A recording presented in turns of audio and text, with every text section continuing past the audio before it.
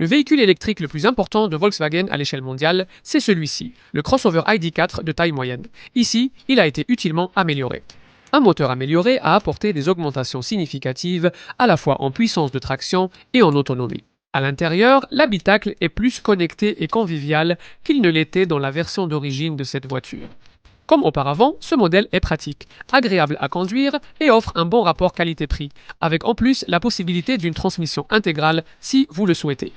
Ici, nous allons essayer de vous dire tout ce que vous devez vraiment savoir sur cette voiture, d'une manière que vous ne trouverez nulle part ailleurs. La ID.4 est un véhicule électrique de taille moyenne qui est extrêmement important pour Volkswagen et qui a été considérablement mis à jour 3 ans après son lancement pour donner la voiture que nous allons examiner ici. La ID.4 a été le premier véhicule électrique entièrement mondial de Volkswagen, lancé à la fin de 2020 et chargé de représenter un tiers de toutes les ventes de véhicules électriques de la marque dans le monde. C'est dire son importance. Construit non seulement en Allemagne à l'usine de Zwickau de Volkswagen, mais aussi dans des usines en Chine et aux États-Unis, sous la carrosserie. Et en termes de dimension, la ID.4 est très similaire à son cousin, le Škoda Enyaq. Comme cette voiture, il utilise une version allongée de la plateforme MEB, principalement à propulsion arrière, découverte d'abord sur la plus petite ID.3. Mais tout ne s'est pas vraiment passé comme prévu pour Volkswagen avec cette voiture. Dès son lancement, ses perspectives ont été affectées par les fermetures et confinements liés à la pandémie. Puis, la production a souffert de la pénurie mondiale de semi-conducteurs et de l'invasion russe en Ukraine. En plus de tout cela, il y a eu des critiques concernant les performances du modèle original, son autonomie et la qualité de son habitacle, ce qui a rendu l'introduction du modèle mise à jour lancée fin 2023 d'autant plus importante. Nous examinons ici cette voiture qui a une importance particulière. Nous avons attendu un peu avant de tester ce modèle mis à jour au moment du tournage. Nous sommes début 2026, ce qui a permis à la gamme de se stabiliser un peu.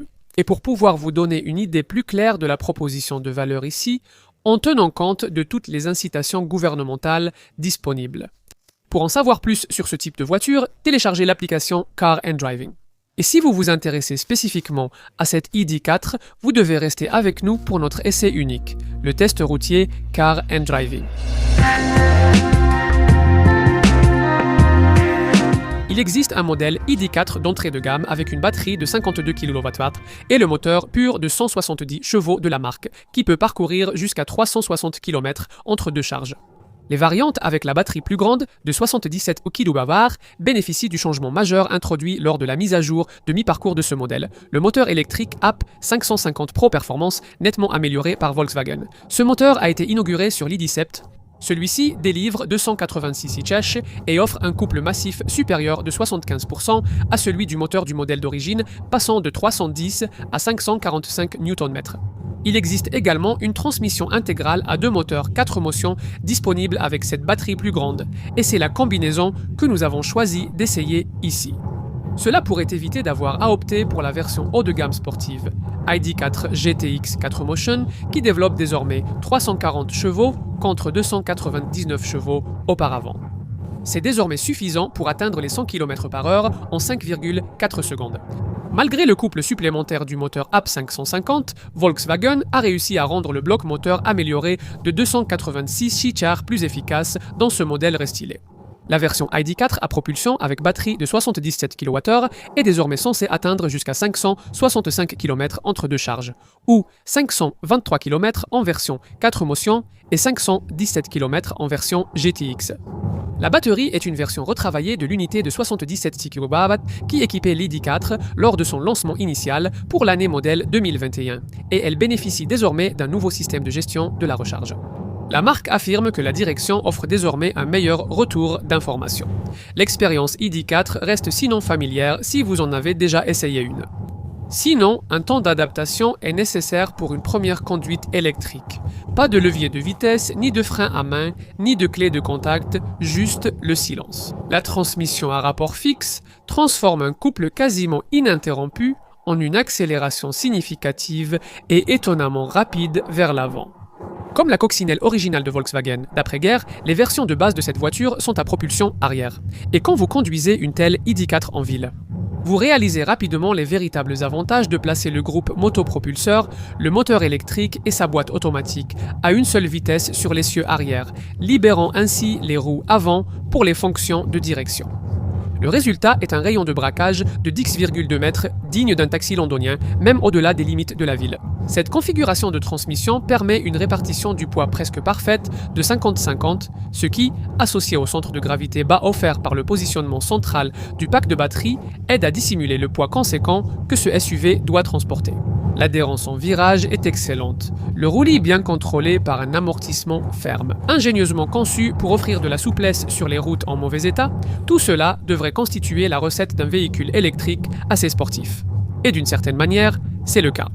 Il y a 4 modes de conduite communs à toute la gamme: confort, sport et individuel. En plus, il y a un mode éco que vous devrez utiliser fréquemment pour maximiser l'autonomie. En combinaison avec la fonction de freinage régénératif B disponible, qui ralentit considérablement la voiture lorsque vous relâchez l'accélérateur, le modèle GTX dispose également d'un mode de traction supplémentaire. Aucun changement visuel extérieur significatif n'a été apporté à cette ID4 dans le cadre de cette mise à jour de mi-parcours. Comme auparavant, elle partage de nombreux éléments de style avec sa sœur, la compacte ID3, mais elle est un peu plus grande. 4584 mm de long, 1852 mm de large et 1612 mm de haut.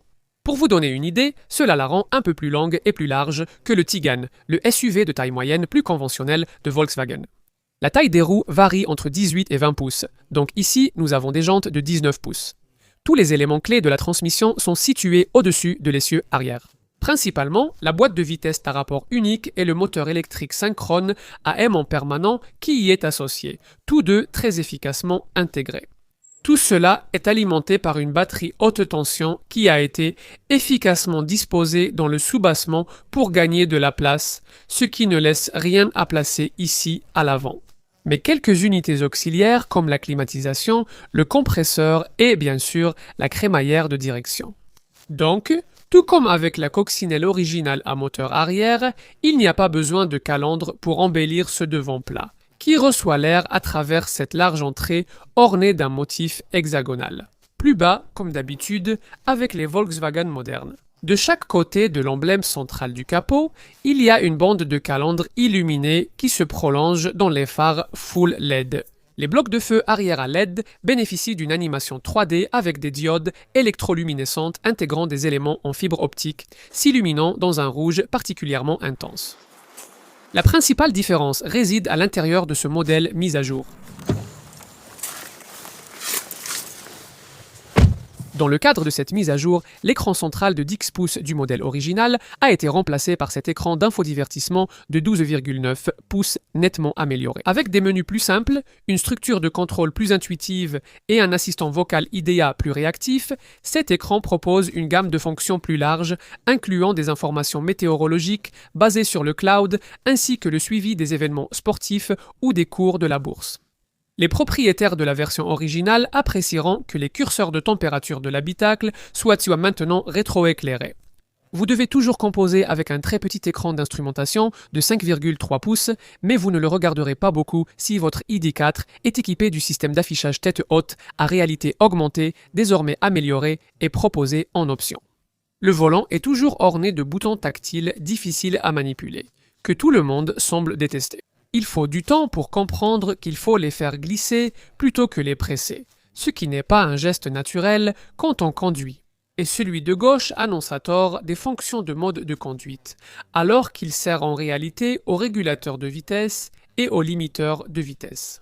Une fois que vous êtes installé derrière le volant, la large bande lumineuse ID, fine et horizontale, qui équipe les modèles plus haut de gamme comme celui-ci, indiquera que la voiture est prête à rouler.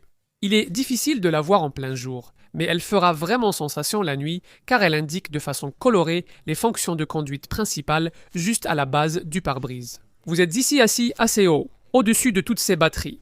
Et, comme d'habitude avec les modèles ID de la marque, on retrouve une ambiance minimaliste, ouverte mais plutôt clinique, que Volkswagen a tenté sans succès d'égayer en imprimant des symboles de lecture et de pause sur les deux pédales du plancher.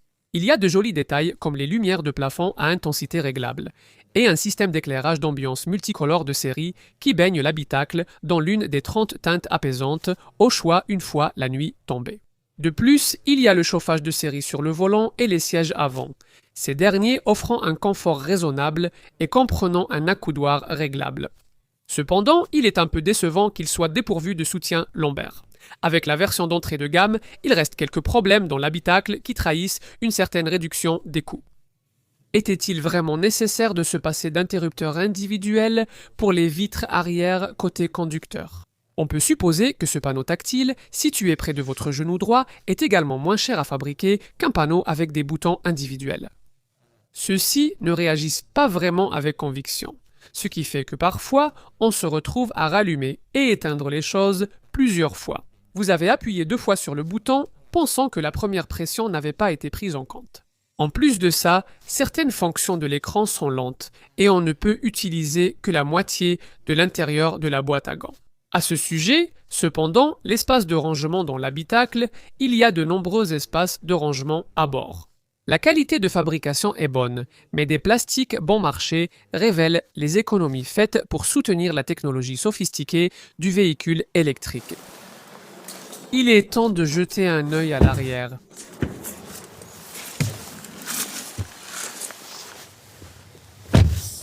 Où, comme auparavant, il y a un espace confortable pour 2 adultes, mais ce serait serré pour 3.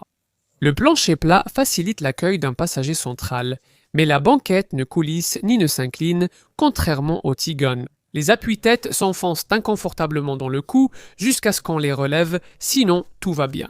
Avec une sensation d'espace, renforcée par ce toit panoramique en verre si vous l'avez, et les vitres de custode à l'arrière, qui visent aussi à améliorer cette impression d'espace et de luminosité. À l'arrière, il y a 2 ports USB-C, des pochettes au dos des sièges, avant en haut et en bas, l'accoudoir habituel avec 2 porte-gobelets et des bacs de porte de taille correcte. Donc, ce ne sont pas des bacs floqués, donc les petits objets vont glisser à l'intérieur. Terminons par un coup d'œil au coffre, que vous devrez utiliser pour stocker vos affaires, contrairement à d'autres véhicules électriques. Il n'y a pas de compartiment à bagages supplémentaire à l'avant, celui-ci étant occupé par l'électronique de puissance de la transmission. Une fois le large haillon relevé, l'espace offert de 543 litres est supérieur de 158 litres à celui d'une ID.3. C'est 109 litres de moins que le coffre d'un Tigane. Une grande partie de ce déficit est due à la présence d'un moteur électrique sous le plancher ici, ce qui élimine la possibilité d'avoir un grand espace de rangement central sous le plancher, même si vous disposez d'un canal étroit. L'espace est extensible jusqu'à 1575 litres une fois la banquette arrière rabattue. Vous pouvez aussi tracter une tonne grâce à l'attelage en option installée. Une trappe à ski est prévue pour les objets longs. Volkswagen a désormais instauré une parité de prix entre cette ID.4 et son homologue SUV coupé en showroom, le ID.5.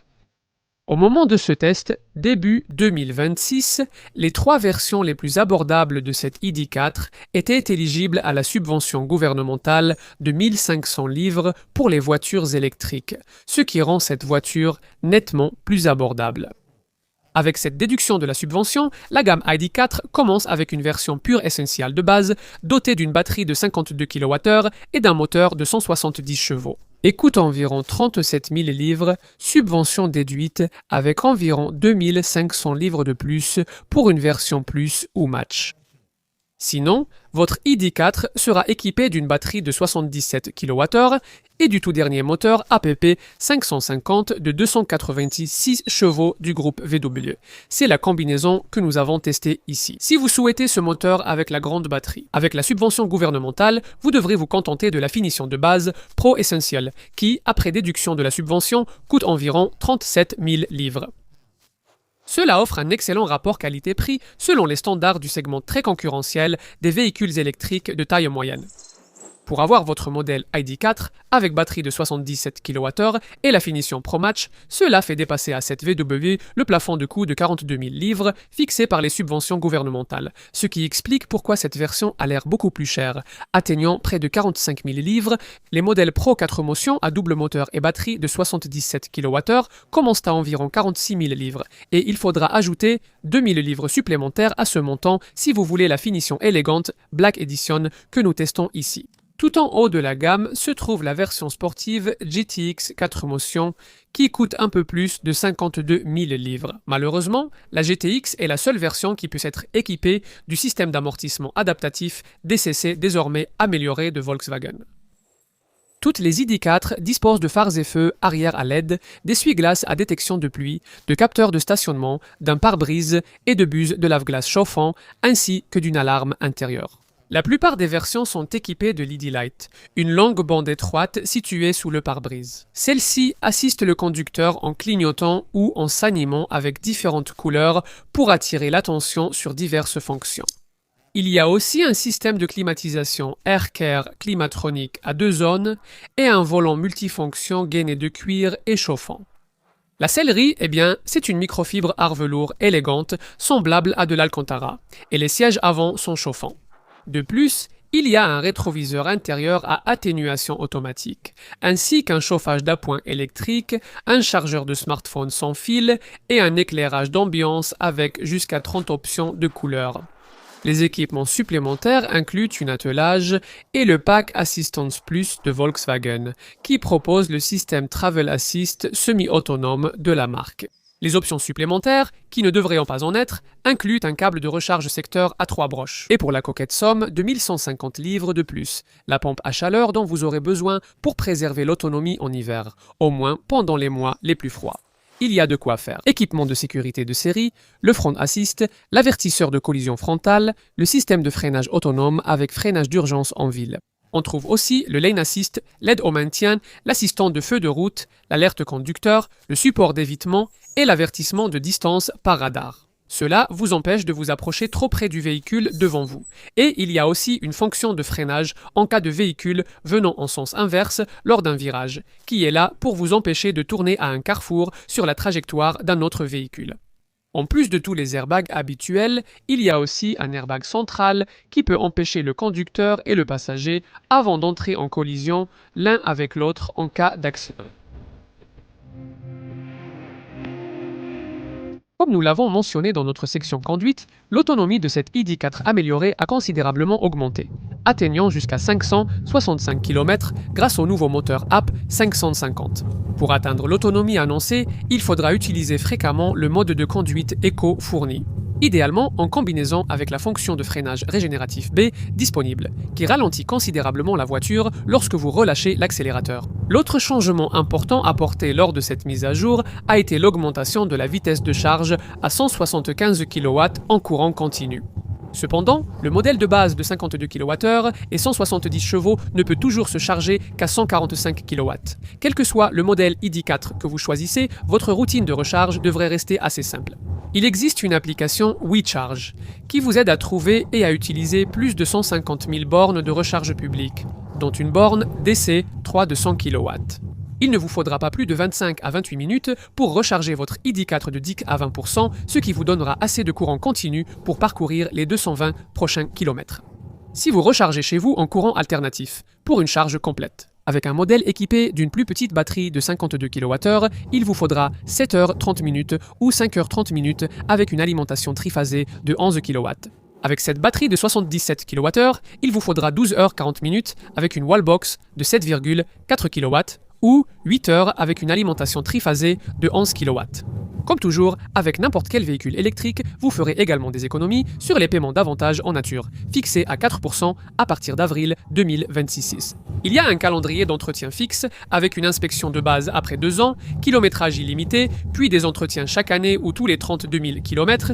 Il y a la garantie Volkswagen habituelle de 3 ans ou 96 000 km, la 3e année étant assurée par le concessionnaire, et, comme d'habitude, avec un véhicule électrique. Le pack de batterie est garanti pour conserver au moins 70% de sa capacité utile après 8 ans ou 160 000 km.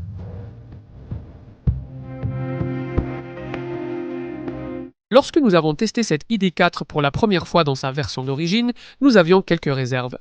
L'autonomie et les chiffres de recharge en courant continu n'étaient pas très impressionnants. Le système d'infodivertissement de l'habitacle manquait de fluidité et l'intérieur n'était pas très haut de gamme, mais pas mal de choses ont changé avec cette version mise à jour. Assez, dirions-nous, pour mériter que vous donniez une seconde chance à cette voiture si vous l'avez déjà envisagée puis rejetée par le passé. Cette version améliorée va plus loin à chaque recharge plus rapide et a été considérablement améliorée à l'intérieur, surtout en ce qui concerne son écran central. De plus, ces versions grand public offrent désormais un bien meilleur rapport qualité-prix que la concurrence, surtout grâce aux subventions gouvernementales pour les modèles les moins chers. On peut dire qu'il existe encore des choix plus intéressants et des options visuellement plus saisissantes que vous pourriez faire dans la catégorie des crossovers électriques de taille moyenne. Mais l'ID4 est désormais l'un des choix les plus raisonnables de sa catégorie, ce qui le rend difficile à ignorer.